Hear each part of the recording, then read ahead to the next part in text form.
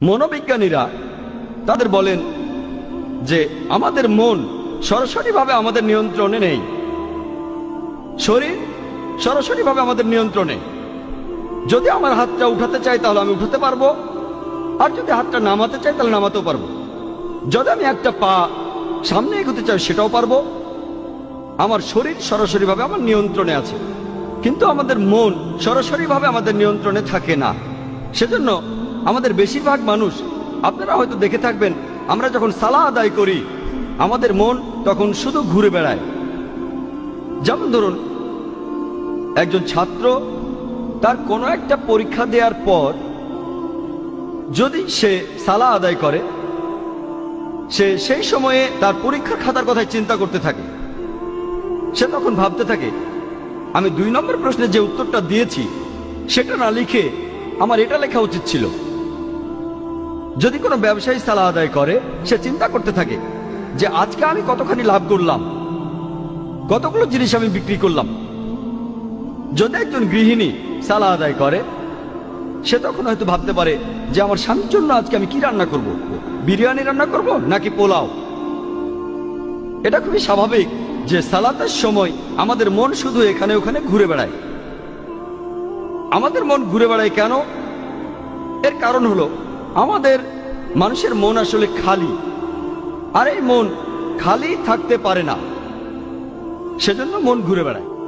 বেশিরভাগ মুসলিম সালাহ আদায়ের সময় যেগুলো আমরা বলি সেগুলো জানেন। সূরা ফাতিহা, পবিত্র কোরআনের আরো কিছু আয়াত, পবিত্র কোরআনের কয়েকটা ছোট ছোট সূরা, এগুলো আমরা সালাতের সময় বলি। মুসলিমরা আমরা এগুলো এত যান্ত্রিকভাবে পড়ি যে আপনি যদি কোনো মুসলিমকে ঘুম থেকে ডেকে তোলেন আর তাকে সূরা ফাতিহা বলতে বলেন, সে এই কাজটা 100 মাইল স্পিডে করতে পারবে। বিসমিল্লাহির রহমানির রহিম, আলহামদুলিল্লাহি রাব্বিল আলামিন, মালিকিল ইয়াউমিদ্দিন, ইয়াকা না'বুদু ওয়া ইয়াকা নাস্তাঈন। একেবারে যান্ত্রিক। যেহেতু এটা যান্ত্রিক, আমাদের মনের খুব সামান্য একটা অংশ এখানে ব্যস্ত থাকে। এই যান্ত্রিক অংশগুলো বলার সময় আমরা সেগুলো ভালোভাবে জানি, যেমন সূরা ফাতিহা আর কোরআনের অন্যান্য আয়াত।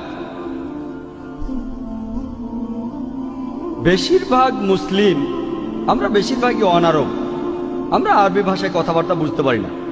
আর যেহেতু আমরা সালাতের সময় যেটা পড়ছি সেটা বুঝতে পারছি না, তখনই এই সম্ভাবনাটা দেখা দেয় যে আমাদের মন চিন্তা করবে। সেজন্য মন যাতে এইসব চিন্তা না করতে পারে, আমরা সালাতের সময় আরবিটা পড়ব, আর একই সাথে আমরা এই আরবি আয়াতগুলোর অর্থ বুঝতে চেষ্টা করব।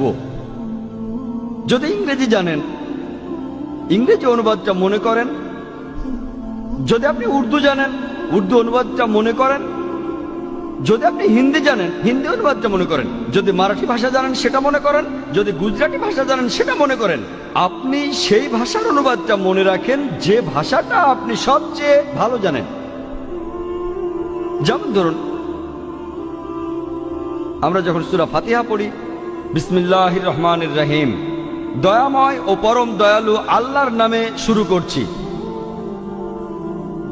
আলহামদুলিল্লাহি রাব্বিল আলামিন, সকল প্রশংসা জগৎ সমূহের মালিক আল্লাহ। আর রহমান রহিম, যিনি দয়াময় এবং পরম দয়ালু। মালিক ইয়াউমিদ্দিন, তিনি কর্মফল দিবসের মালিক। ইয়াকা না'বুদু ওয়া ইয়াকা নাস্তাঈন, আমরা শুধু তোমার ইবাদত করি, শুধু তোমার সাহায্য চাই। ইহদিনাস সিরাতাল মুস্তাকিম, আমাদের সরল পথ দেখাও।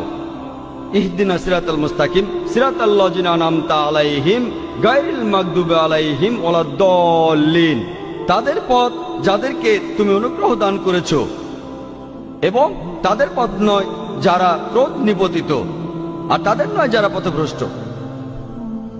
যখন এই সূরা ফাতিহা আপনি পড়বেন অথবা আরবিতে অন্য আয়াত পড়বেন, একই সাথে অর্থটাও মনে করুন, আর আপনার মন তখন ঘুরে বেড়াবে না। কারণ এতে করে আপনি সালাতের সময় যে আরবি পড়ছেন সেটার অর্থ মনে রাখতেই মন ব্যস্ত থাকছে। কিন্তু কয়েকদিন পরে বা কয়েক মাস পরে এটাও একেবারে যান্ত্রিক হয়ে যাবে। আমাদের মন খুব শক্তিশালী। আপনি আরবিটা পড়বেন আর অর্থটা মনে করবেন, কারণ আমাদের মন খুবই শক্তিশালী। এখানেও সম্ভাবনা থাকে যে মন অন্য চিন্তা করবে, কিন্তু সম্ভাবনাটা কম, কারণ মনের খুব ছোট্ট একটা অংশ আরবি পড়ায় ব্যস্ত থাকবে। আর আপনার মনের যে বাকি অংশটা তখন অর্থ মনে করবে। অন্য চিন্তা করার সম্ভাবনা কম, তারপরও মন চিন্তা করতে পারে। মনের এই চিন্তা দূর করার জন্য আপনি আরবিতে আয়াতগুলো পড়বেন আর সেগুলোর অর্থ মনে করবেন।